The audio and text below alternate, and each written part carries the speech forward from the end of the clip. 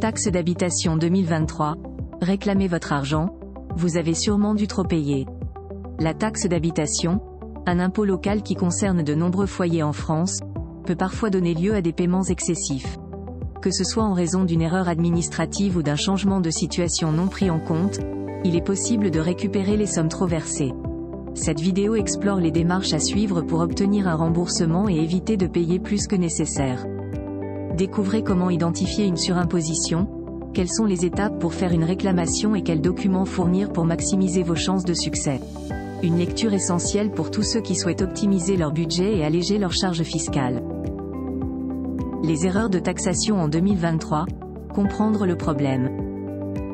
En 2023, les erreurs de taxation sur la taxe d'habitation ont atteint un montant colossal de 724 millions d'euros, soit plus du double des 312 millions réclamés à tort l'année précédente.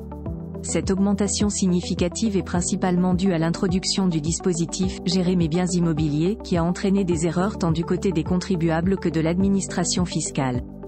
Les propriétaires étaient tenus pour la première fois de déclarer en ligne leurs biens et leur statut d'occupation, ce qui a conduit à de nombreuses inexactitudes dans les déclarations.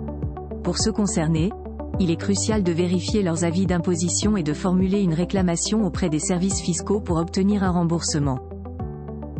Vérification et réclamation, les étapes à suivre.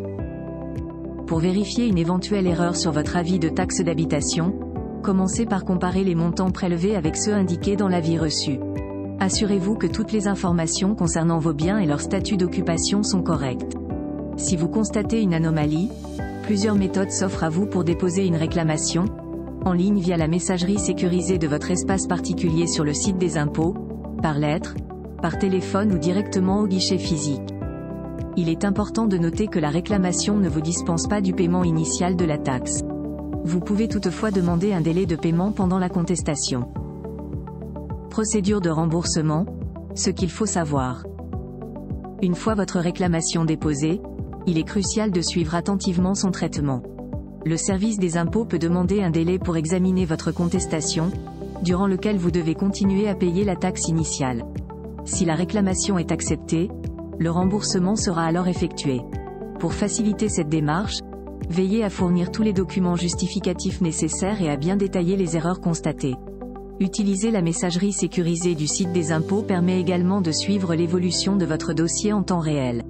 Enfin, n'hésitez pas à contacter directement le service concerné pour toute question ou clarification supplémentaire.